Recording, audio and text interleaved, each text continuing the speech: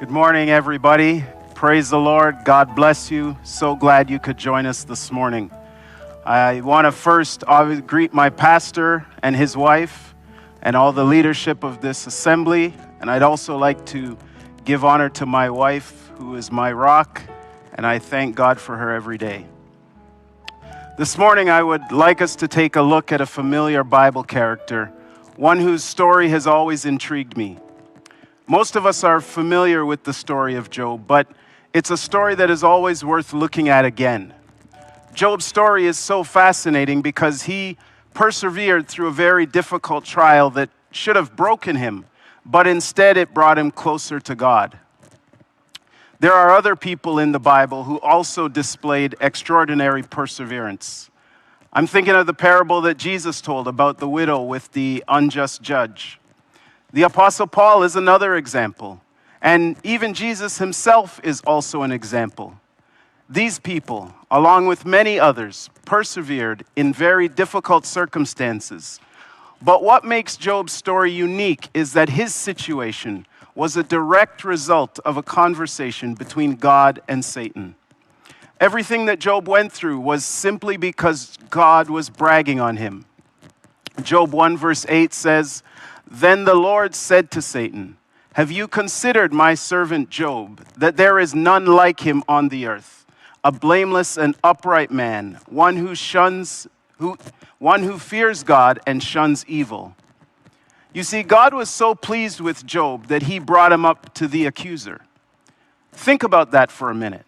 Satan didn't come before God accusing Job, but instead God presented Job as an example of a blameless and upright person. But of course, Satan never passes up an opportunity to accuse someone of something, so he accuses Job of having an ulterior motive for his upright lifestyle, as we read in verse 9 and 10 of the same chapter, which says, "So Satan answered the Lord and said, 'Does Job fear God for nothing? Have you not made a hedge around him, around his household, and around all that he has on every side? You have blessed the work of his hands, and his possessions have increased in the land.'" Satan accuses Job of being faithful to God, not only because God has blessed him immensely, but also because God has built a hedge of protection around him. We see another example of God's hedge of protection in Exodus 14, verses 19 and 20. "And the angel of God who went before the camp of Israel moved and went behind them. And the pillar of cloud went from before them and stood behind them. So it came between the camp of the Egyptians and the camp of Israel. Thus it was a cloud and darkness to the one, and it gave light by night to the other, so that the one did not come near the other all that night." And in Deuteronomy 29, verse 5, God reminds the children of Israel, "And I have led you 40 years in the wilderness. Your clothes have not worn out on you, and your sandals have not worn out on your feet." The reason that the children of Israel were not overtaken by the Egyptians, and the reason they could wear the same clothes and the same sandals for 40 years is because God's hedge of protection that he had put around them. There's a song that we used to sing quite often, and the lyrics go something like this: "Jesus, be a fence all around me every day. Lord, I want you to protect me as I travel along life's way. Lord, I know you can. Lord, I know you will. Fight my battles if I keep still. Be a fence all around me every day." But it's also important for us to realize that just as God can put a hedge of protection around us, he can also remove it, as we see in Job's case. In chapter 1, verse 12, God gives Satan permission to wreak havoc on Job's possessions and his family. And it didn't take days or weeks for Job to lose his wealth. It was a matter of mere minutes. Verses 13 to 19 of chapter 1 tells us that before one messenger could finish relaying their bad news, another messenger was at the door with another tragic message of loss. Now, most of us have experienced the loss of material possessions, whether it was a small item that had sentimental value or perhaps some cash, or maybe even something bigger like a car or a house. Now, try to imagine the sense of loss that Job had. 7,000 sheep, 3,000 camels, 500 yoke of oxen, 500 female donkeys, as well as the servants that took care of them. Everything he owned, gone, just like that. And before he can come to terms with the fact that he just went from the wealthiest man in the East to one of the poorest, here comes the final messenger with the devastating news that all of his children have died. If you have ever lost a loved one, you know the pain and the void that is left in your heart and in your life. Now imagine the enormous sense of loss Job must be feeling, having lost all 10 of his children at the same time, in addition to his wealth and possessions. The enemy not only robbed Job of his worldly possessions, but he also destroyed Job's future and the opportunity for future generations to carry on Job's godly heritage and legacy. But in verse 20 and 21, we see what Job's response was to these tragic events. Then Job arose, tore his robe, and shaved his head, and he fell to the ground and worshipped. And he said, "Naked I came from my mother's womb, and naked shall I return there. The Lord gave, and the Lord has taken away. Blessed be the name of the Lord." Job's response to these tragedies was to fall to the ground in worship to God. I feel like I need to repeat that. Job's response to losing his riches and his children was to tear his robe, shave his head, and fall to the ground and worship. He didn't pray and ask God to restore what he lost. He didn't cry, "Why me, Lord?" He didn't even blame the devil.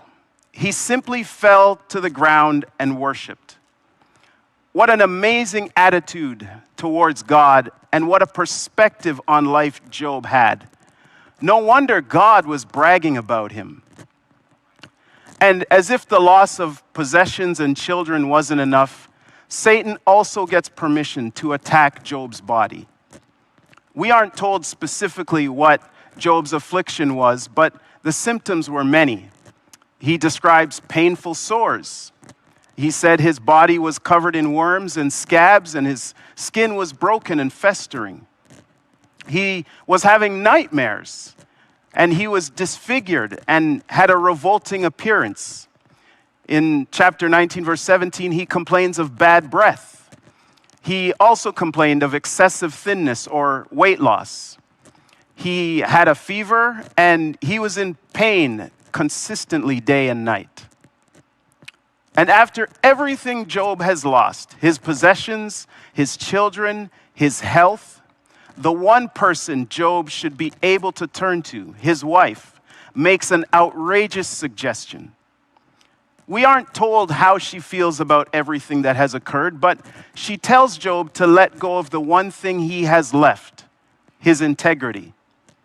In his mind, there's only one way out of this situation: death. Just curse God and die. Free yourself from all this pain and misery with one simple statement. But Job's response to her in verse 10 of chapter 2 is, "You speak as one of the foolish women speaks. Shall we indeed accept good from God, and shall we not accept adversity?" It seems like Job is on another level of spirituality. His wealth, gone. His children, dead. His body is failing him, and he is seemingly close to death. And now his wife, his other half, tells him to end his life. All of this is happening to Job, and yet the Bible tells us that in all this, Job did not sin with his lips. But Job's tune soon changes.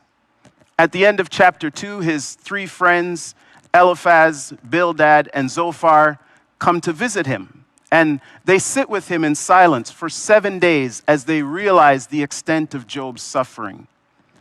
After 7 days of silence, Job begins to curse the day he was born and wonders why he didn't perish at birth. You see, Job is beginning to feel the pain and agony of not just the loss of his possessions and his children, but also his physical condition, which is becoming too much for him to bear. So much so that Job is beginning to see death as a relief from his suffering. This is the same man who just a few verses ago fell to the ground and worshiped at the tragic news that his family and his fortune were completely wiped out. But surely Job's friends will provide him with support and comfort. Surely they'll pray with him and maybe sing a few hymns, read a few encouraging scriptures. Proverbs 27:17 says, "As iron sharpens iron, so a man sharpens the countenance of his friend." And Ecclesiastes 4, verses 9 and the first part of 10 tell us that two are better than one because they have a good reward for their labor. For if they fall, one will lift up his companion. But instead, Job's friends condemn him for what they believe is a wicked lifestyle. In chapter 22, verse 5, Eliphaz asks Job the question, "Is not your wickedness great and your iniquity without end?" They accuse Job of being a hypocrite. Job's condition is obviously a punishment for some wicked sin that he committed. As the old saying goes, the chickens have finally come home to roost. And the more Job defends himself is the more upset they get, because not only is Job refusing to acknowledge his wickedness, but he is also becoming rebellious and is refusing to listen to what they think is good counsel. Job's friends feel that they are the standard of an upright and moral lifestyle. In fact, in chapter 20, Zophar brags that his health and prosperity are proof of his own goodness and righteousness. But Isaiah 64:6 reminds us that we are all like an unclean thing, and all our righteousnesses are like filthy rags. Job's friends remind me of that saying, with friends like these, who needs enemies? But none of this matters because Job still has God in his corner. After all, God was bragging about Job in the first 2 chapters. I mean, God himself told Satan that there is no one on the earth like Job, blameless and upright, a man who fears God and shuns evil. Surely God wouldn't desert Job during the biggest trial Job has ever faced. Job has no idea why this is all happening, so he begins to try and rationalize it in his mind. In chapter 6, verse 4, he feels that God has turned against him. And he says, "For the arrows of the Almighty are within me. My spirit drinks in their poison. The terrors of God are arrayed against me." And in chapter 7, verse 20, Job says, "Have I sinned? What have I done to you, O watcher of men? Why have you set me as your target so that I am a burden to myself?" And again in chapter 30, verses 20 and 21, Job appeals to God. "I cry out to you, but you do not answer me. I stand up and you regard me. But you have become cruel to me. With the strength of your hand you oppose me." Job is at the lowest point in his life, and it really can't get much lower than this. Job literally has nowhere to go and no one to turn to. In fact, in chapter 7, verse 15, and the first part of verse 16, Job states, "So that my soul chooses strangling and death rather than my body. I loathe my life." And in chapter 7, the first part of verse 21, Job asks God, "Why then do you not pardon my transgression and take away my iniquity?" Job acknowledges that he is a sinner, but can't understand why God refuses to forgive him. Job is looking for an answer, a reason as to why this is all happening, and he isn't getting a response. Does this sound familiar to anybody? If anyone has ever had abandonment issues, it's Job. Chapter 19 summarizes Job's feelings of abandonment. In verse 11, he feels God is angry at him and counts him as an enemy. In verse 13, he says his brothers have alienated him and his acquaintances are estranged from him. In verse 14, he says his kinsmen have left and his friends have forgotten him. And in verse 15, his guests and maidservants treat him as if he is a stranger. In chapter 7, verse 11, Job says, "Therefore I will not restrain my mouth. I will speak in the anguish of my spirit. I will complain in the bitterness of my soul." In chapter 10, verse 1, he also says, "My soul loathes my life. I will give free course to my complaint. I will speak in the bitterness of my soul." And yet again in chapter 21, verse 4, he also says, "Is my complaint directed at man? Why should I not be impatient?" Job seems to be at the end of his rope, not sure how much more he can take. Again, does that sound familiar to anybody? So, what keeps Job from completely giving up and taking his wife's advice? What prevents Job from abandoning God, even when it seems to him that God has not just forgotten him, but seems to be completely ignoring his pleas for relief?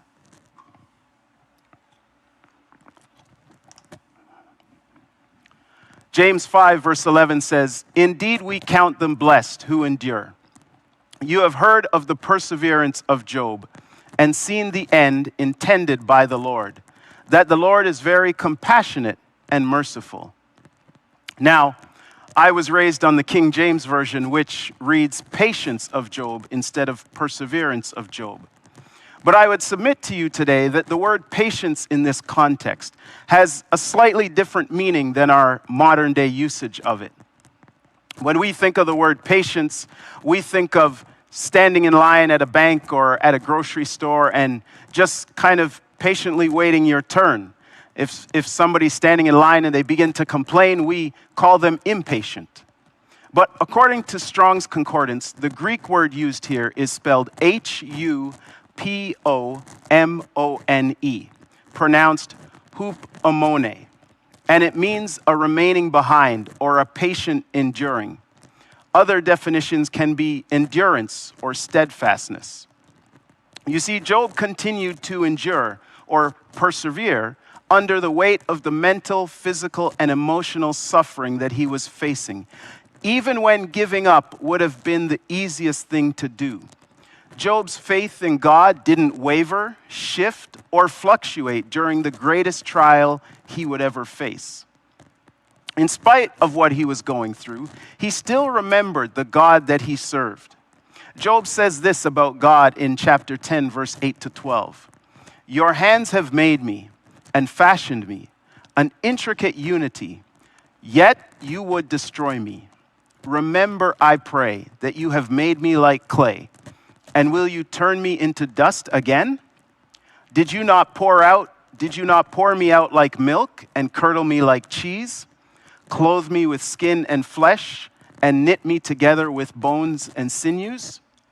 You have granted me life and favor, and your care has preserved my spirit." In spite of the fact that Job felt God was denying him justice, he still remained faithful to God. Job refused to let go of the only thing he had left in this world, his integrity, as we read in chapter 27, verses 2 to 6, where he says, "As God who lives has taken away my justice, and the Almighty who has made my soul bitter, as long as my breath is in me and the breath of God in my nostrils, my lips will not speak wickedness, nor my tongue utter deceit. Far be it from me that I should say you are right. Till I die, I will not put away my integrity from me. My righteousness I hold fast and will not let it go. My heart shall not reproach me as long as I live." Even though Job was suffering severe physical and emotional pain, he was still determined to push through.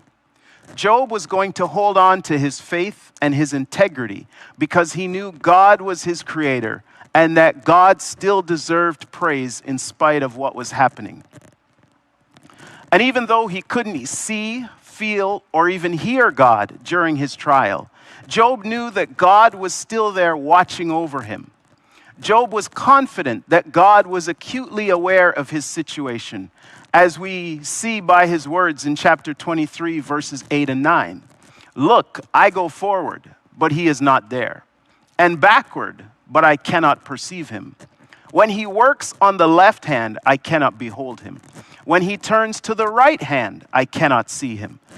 But he knows the way that I take. When he has tested me, I shall come forth as gold.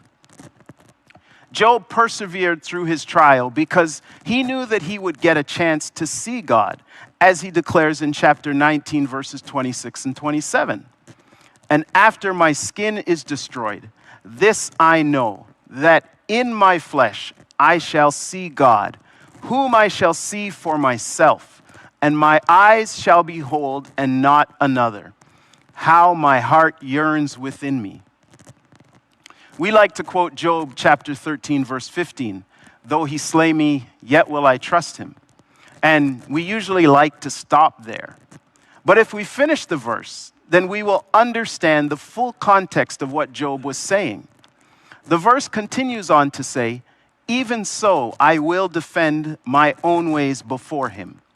You see, Job knew that despite what his so-called friends thought, despite the fact that his wife had all but encouraged him to end his life, despite the fact that he was in constant physical discomfort, and despite the fact that he felt as if God was treating him as an enemy, he knew that an opportunity for redemption was coming, and he was going to be ready to plead his case in front of God. In verses 16 to 18 of the same chapter, Job continues on to say, he also shall be my salvation, for a hypocrite could not come before him. Listen carefully to my speech and to my declaration with your ears. See now, I have prepared my case. I know that I shall be vindicated. The hope of seeing God is what kept pushing Job forward. It is what drove Job to persevere through the pain and the loss, knowing that one day he will be standing in front of God and he will have an opportunity for vindication. Perseverance is what kept Job going despite what was happening around him. It is what carried him to the end of his story, where God restores to him double what he had before. There are two other factors that also played a crucial role in how Job's story ends. These factors can sometimes be overlooked when we get to the restoration part of Job's story, but it is important that we take note of them. One of these factors is forgiveness. In chapter 42, we see that Job's friends were instructed by God to go to Job and request that he pray for them. Job was to appeal to God on their behalf. But in order for Job to pray an effective prayer for his friends, he had to first forgive them. These are the same friends who Job called miserable comforters in chapter 16. The same friends who accused Job of being a hypocrite and leading a wicked lifestyle. Job had to forgive them for making false accusations against him, for impugning his character. You see, in order for Job to pray a sincere and effective prayer for his friends, he first had to forgive them. Job's ability to truly forgive his friends, and as a result, sincerely pray for them, was a crucial part of his restoration. The other factor in Job's restoration was that he had an encounter with God. In chapter 42, verse 1 to 6, it says, Then Job answered the Lord and said, I know that you can do everything, and that no purpose of yours can be withheld from you. You asked, who is this who hides counsel without knowledge? Therefore, I have uttered what I did not understand, things too wonderful for me, which I did not know. Listen, please, and let me speak. You said, I will question you, and you shall answer me. And verse 5, Job says, I have heard of you by the hearing of the ear, but now my eye sees you. Therefore, I abhor myself and repent in dust and ashes. Job's encounter with God helped him to sincerely pray for his friends, and that prayer led to Job's restoration, as we read later on in chapter 42, specifically verse 10, which says, "And the Lord restored Job's losses when he prayed for his friends. Indeed, the Lord gave Job twice as much as he had before."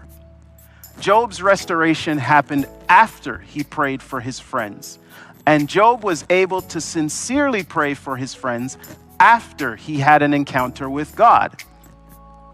Job's trial gave him a new understanding of God. Because of what he went through, Job has now seen that God and his purpose are supreme, and Job was willing to accept God's plan for his life, which included suffering. What the enemy meant for evil was turned around for good. The enemy's plan backfired on him and actually drew Job closer to God rather than driving a wedge between them. You see, Job's ultimate goal was to see God, whether as a reward for righteous living or as an opportunity for vindication. Job continued to live righteously despite what the enemy stole from him, despite his wife's bad advice, despite the condemnation from his friends. Job lived out his faith in God even when it seemed there was no real reason to. When all seemed lost, Job continued to hold fast to his integrity. Job is a shining example of what it means to live it. And today you may find yourself in a situation similar to Job's, where everything seems to be going wrong. Every time you turn around, there's another messenger with tragic news. You may have lost possessions or a job or loved ones. Maybe even your health has taken a turn for the worse. Your family and friends think they are helping, but really they aren't. And in fact, they might even be making things worse. Maybe like Job, you are looking to the heavens and you're ready to cry, "Why me, Lord?" But today I want to encourage you to take a page out of Job's book, if you will. Perseverance is what got Job through his trial, and it is what will get you through yours. Perseverance is what will keep you going when the night seems darkest. Perseverance is what will carry you through these uncertain times. Whatever you're going through today, whatever situation you are dealing with that seems insurmountable, it is there to serve a purpose.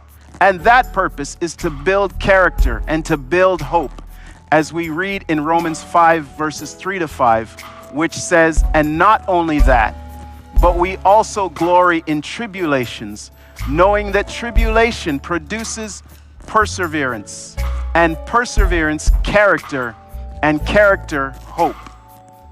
In spite of what your current circumstance is, or what is happening around you, in spite of the pandemic we are currently facing, in spite of job loss or the death of loved ones, in spite of what others are saying about you, just continue to push forward. Continue to persevere, because at the end of it all, you will have an encounter with God that will change you. On the other side of your trial is a deeper relationship with God. On the other side of your trial is a better understanding of who God is. One songwriter put it this way: "I feel like going on. I feel like going on. Though trials may come on every hand, I feel like going on." The perseverance of Job. May God help all of us to develop that same characteristic, that same desire to be faithful to Him, regardless of our circumstances, so that we can say with Job, "And after my skin is destroyed, this I know, that in my flesh I shall see God, whom I shall see for myself, and my eyes shall behold, and not another. How my heart yearns within me."